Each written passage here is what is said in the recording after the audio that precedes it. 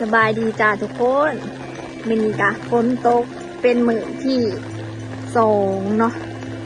น้ำขึ้นแบบเร้ายๆมันหนึ่งทุกคนเอ้ยเพราะว่าบ้านเขามันเป็นบ้านริมน้ำเนาะนี่คนเอ้ยน้ำขึ้นนี่คืนเดียวนึงน้ำก็ขึ้นแบบจะสิเด้อคนเอ้ยคืนเดียวนึงอุ้ยแยงบริเอาไว้เพิ่นแม่งอันนี้นี่พอยบอกลามาแยงไปก่อนไว้แน่แยงมีทุกคนเอ้ยเนี่ยมึงเนี่ยเกี่ยงนี้เลยดีบ่มีแชงเลยพาทุกคนไปเบิ่งน้ำเนาะว่าเขาวานปุ้ยไปมือก่อนหนึ่งกดเอ้ยวานปุ้ยไปแหละกับฝนกับตกนักเรียนแห่งเฮาเสียฟุยไปละลาเด้ไปกันเลยพาไปเบิ่งสิไปตัดอันนั้นให้แบะเลยเลิกลีได้นี่บ่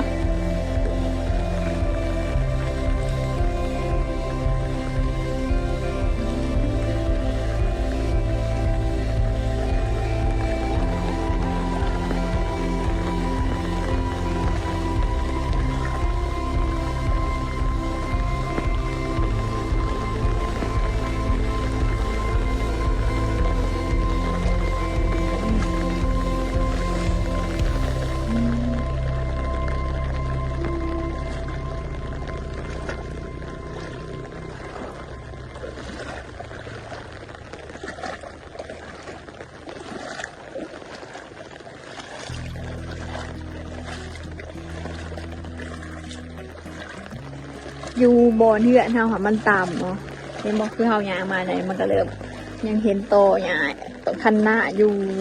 เพราะว่าอยู่ลุมหามันต่ำอยู่นี่หามันสูงเดี๋ยวเหือนเฮาค่ะมีเบื่อหน่อยนี่นั่นกลับไปนี่เพื่อนเฮาจะอยู่นี่อยู่หลังอยู่นี่เนาะว่าอยู่หันบนเหือนเฮามันต่ำมันก็จะเสียงหนังผมหลายเพราะว่าสุดโกนปีกายมันก็หอมแบบได้ร้ายหนึ่งไปเลยไปตัดเอากระถิ่น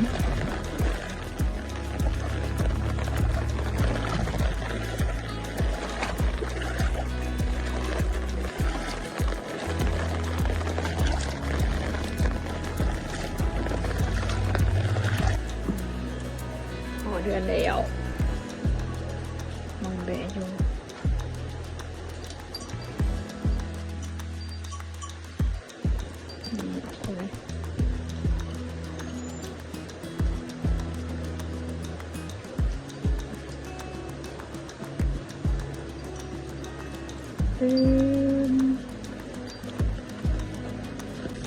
งั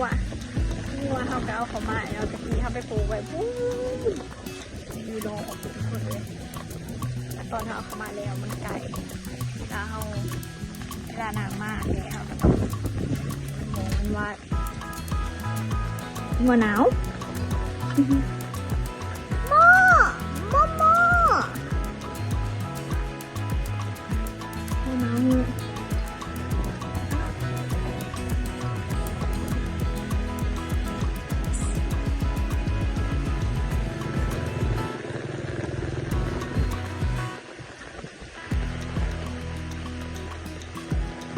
พอง่วงมันโมเมนต์มันหนาวมันคือคอดอยู่นี่เด้กับต้นหน่อยค่ะ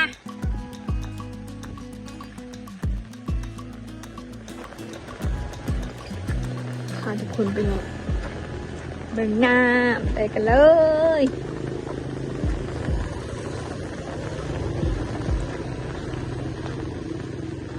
ฝนตกกันยังแลนอยู่ไกลกันเลย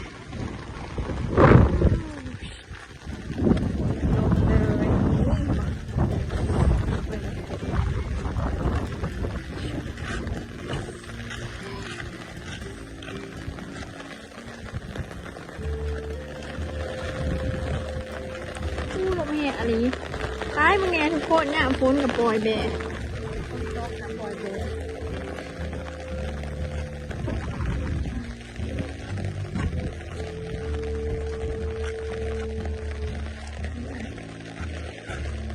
เป็นกับบริยานฝนเลยทุกคนเหมาะเลยอยู่ชีวิตแหละ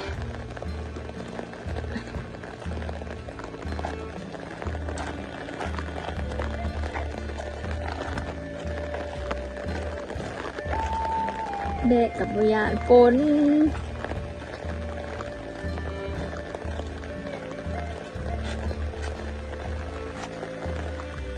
เพิ่นเป็นส่วนเพิ่นก็มีแต่เกี่ยมโฮง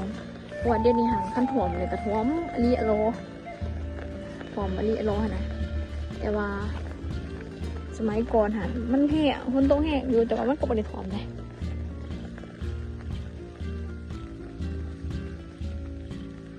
แล้วแค่มีบ่โดยจะหน่อย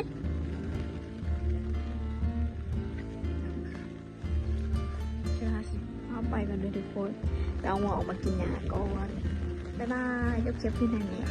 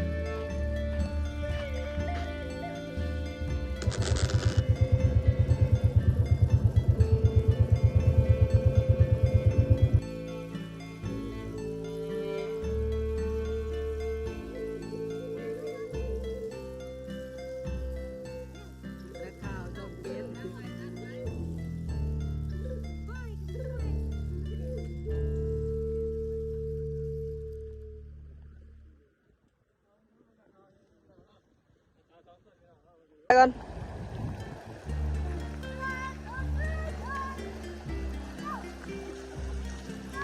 พร้อมแล้ว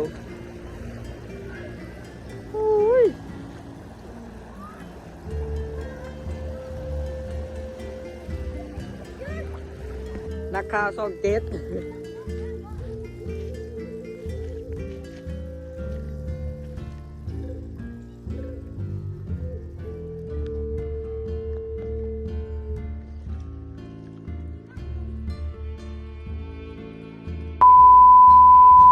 สบายดีทุกคนมาอัปเดตสถานการณ์ตอนนี้ก็น้ำท่วมกุกเขาเลยเนาะน้ำมันไหลมาจากฝากนั้นมาฝากนี้เนี่ยมาเขาโอ้ทุกคนกำลังหวานฟุ้ยใหม่ๆนึงยังอ่อนอยู่ตายแล้วบ่ได้กินเขาค่ะนี่บางเนี่ยน้ำไหลเขามาทุกคนน้ำตูน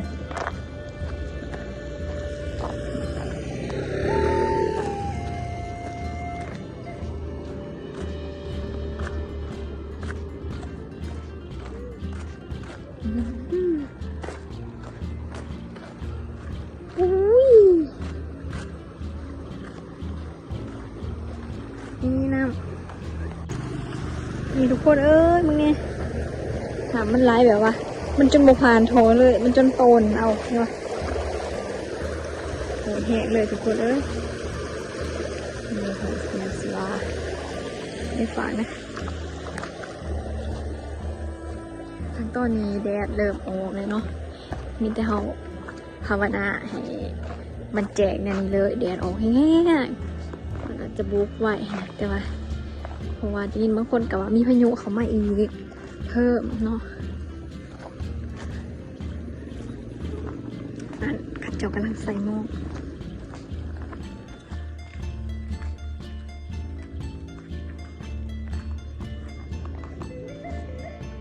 ว้าวดูปลาตื่นโตทุกคนตัวหนึ่ง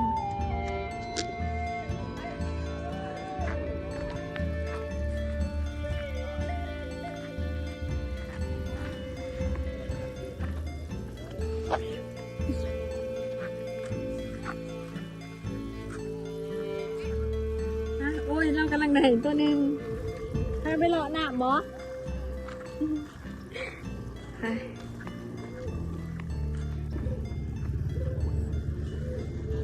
เขาจะเอาไปใส่ผักนะพู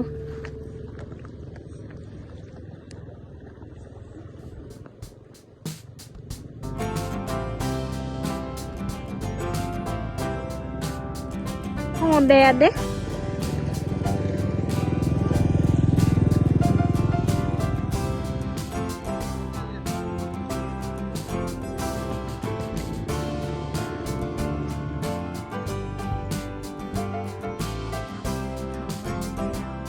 น้ำไหลแห้งๆเนาะมันไหลเข้ามาน้ำมันไหลเขาแห้งๆพอ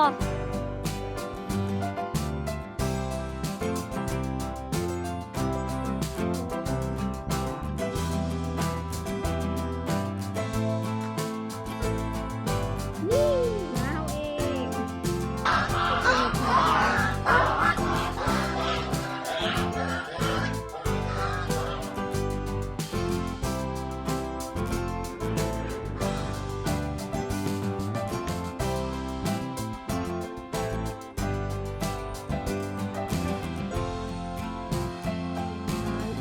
ลูกโคขยะแห้ง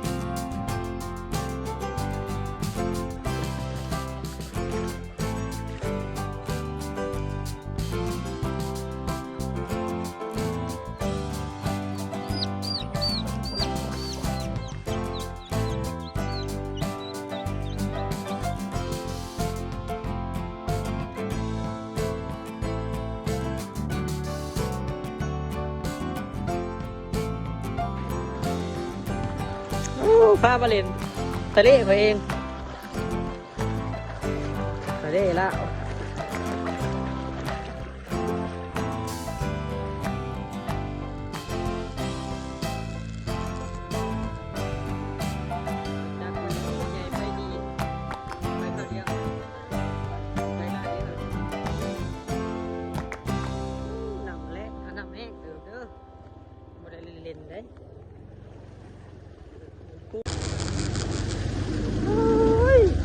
ตอบเลยพี่น้อง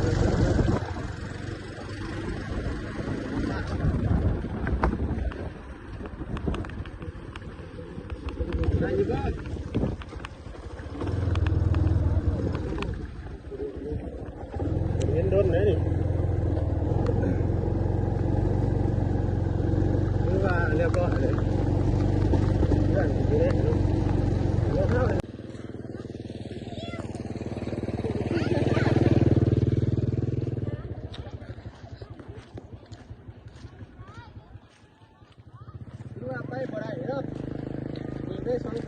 รถใหญ่ไปได้รถจักรไปดี